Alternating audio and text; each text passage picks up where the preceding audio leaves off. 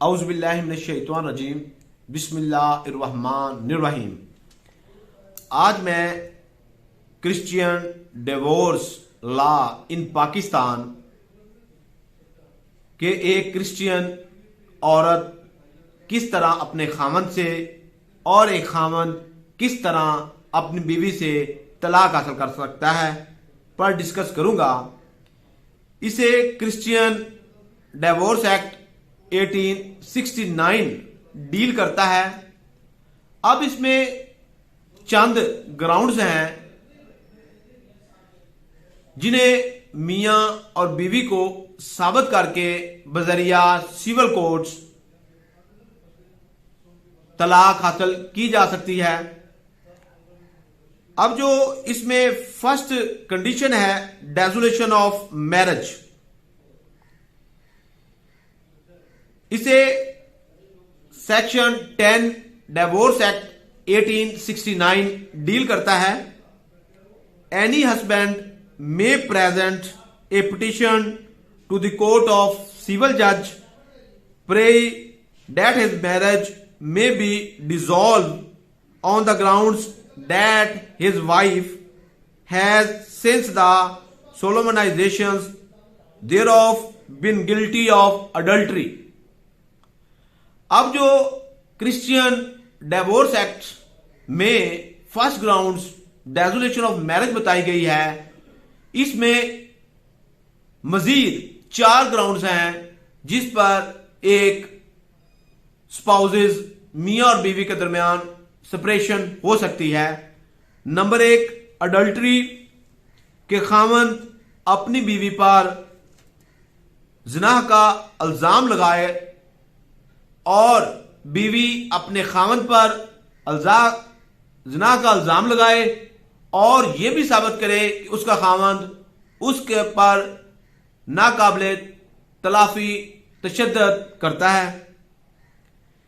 जो second dissolution of marriage की जो सेकंड ग्राउंड है वो है कन्वर्शन, तब्दीली। दोनों मियां बीवी के दरमियान किसी बात पर लड़ाई झगड़ा होता है तो ये इसकी सेकंड ग्राउंड है। नंबर 3, मैरिज टू अनदर के जो मियां बीवी हैं वो दोनों एक दूसरे की मर्जी के खिलाफ आगे शादी करते हैं। Number 4, cruelty. Dissolution of marriage की जो नंबर 4 ग्राउंड है वो है क्रूएलिटी के खामंद अपनी बीवी पर बहुत ज्यादा तशद्दुद करता है।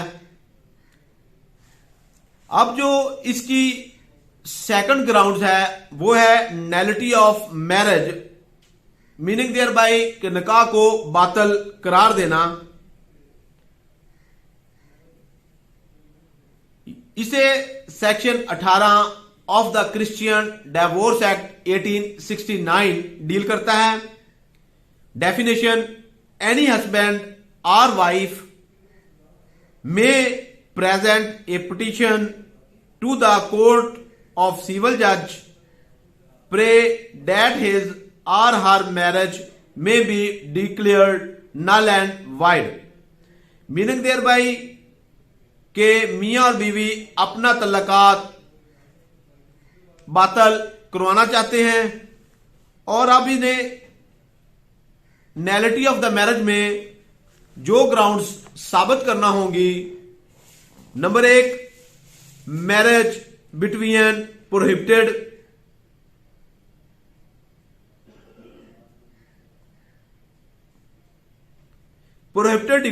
डिग्री ऑफ whether नेचुरल और लीगल और एफरेंटी के जो उनके दरमियान ऐसी ग्राउंड्स के जहां पे उनका कोई ब्लड रिलेशन बनता हो उसके साथ उन्होंने शादी कर ली हो तो जो पहली बीवी है उसे इस ग्राउंड पर भी वो बजरिया सिविल कोर्ट तलाक हासिल कर सकती है। Number 2,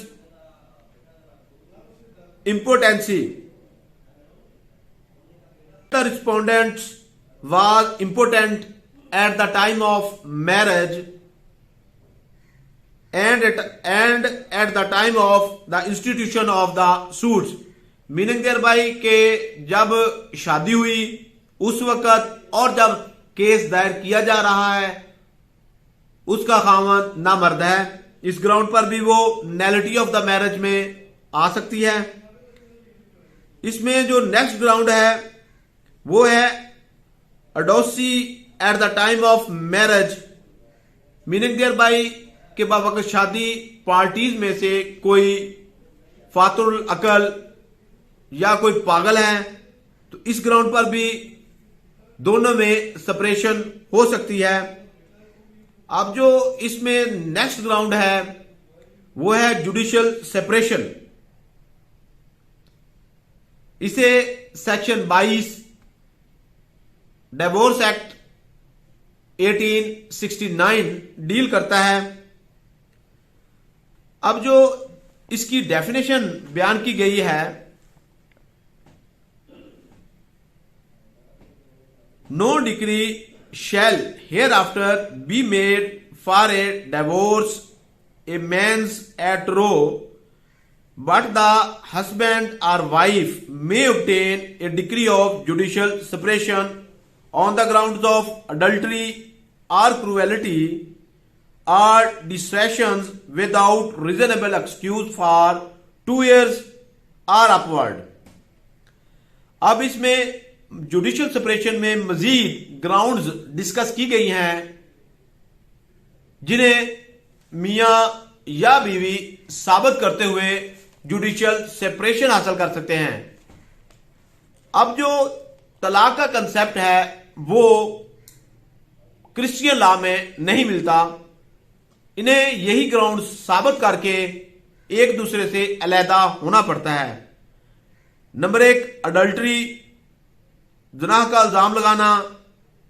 number 2 unreasonable behaviour. Number 3 desertions. Number 4 2 year separations और number 5 5 year separation without consent.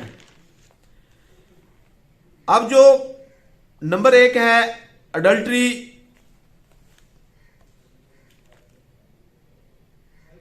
उसमें मजीद sub class 1 a married man is having sexual intercourse with a woman other than his wife, कि एक मर्द अपनी बीवी के अलावा किसी दूसरी औरत के साथ ज़िना करता है तो औरत इस ग्राउंड पर भी जुडिशियल सेपरेशन हासिल कर सकती है।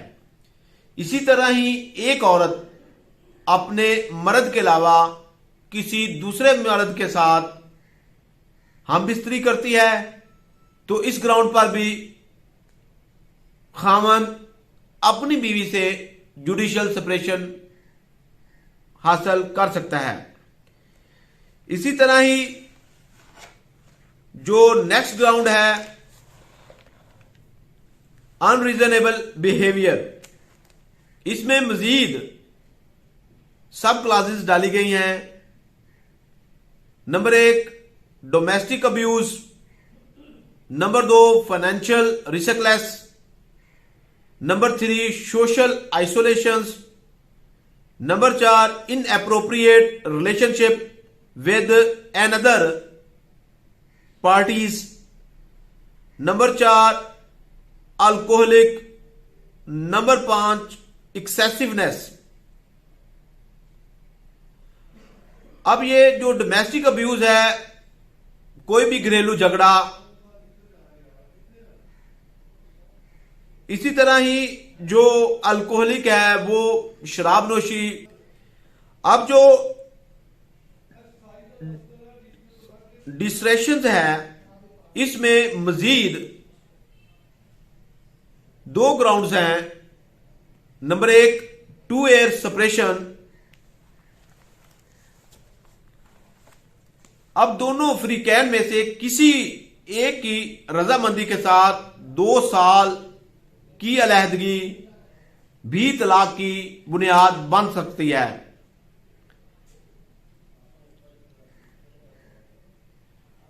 अब इसमें जो ग्राउंड्स है तलाक की दरखास्त जारी होने से पहले फ्री कैन को 2 साल के लिए अलग रहना होगा। तो इसी में ग्राउंड्स है, दोनों फ्री कैन को तलाक पर राजी होना चाहिए। इसी तरह ही जो नेक्स्ट ग्राउंड है इसमें वो 5 ईयर सेपरेशन विदाउट कंसेंट, रजामंदी के बगैर 5 साल की अलहदगी मियां और बीवी के दरमियान होगी। इसमें जो पार्टीज को साबित करना होगा तलाक की दरखास्त जारी होने से कबल फ्री कैन को 5 साल तक अलहदा रहना होगा। तलाक,